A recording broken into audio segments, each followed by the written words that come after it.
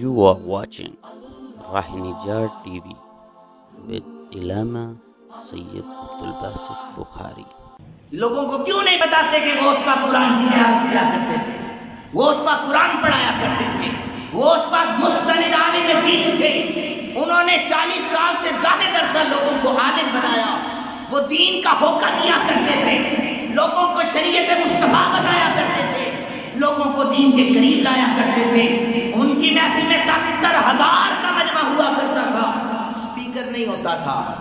لیکن ایک آواز لگاتے تھے، ایک آواز لگاتے تھے، 70,000 کا مجمع برابر اس آواز کو سنا کرتا تھا۔ ایک دن اچانک بارش برسنا شروع ہو گئی، یہ کرامات سنا ہے لوگوں کو، بارش برسنے لگ گئی۔ وہ سے بعد نے دیکھا،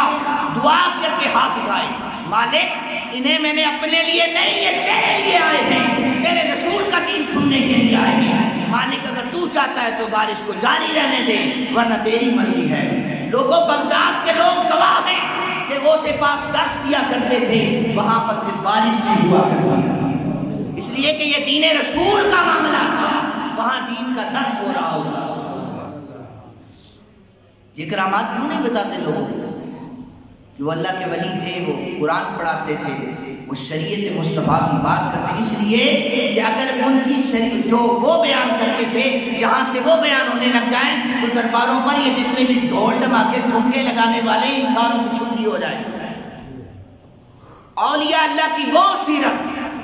اولیاء اللہ کا وہ رستہ جو انہوں نے خود بیان کیا ہے، اس کو اگر ممبروں سے ذمہ داری سے بیان کیا جائے، میں قسم اٹھا کر کہتا ہوں لوگوں کی اچھی تربیت بھی ہو، لوگوں کی اصلاح بھی ہو۔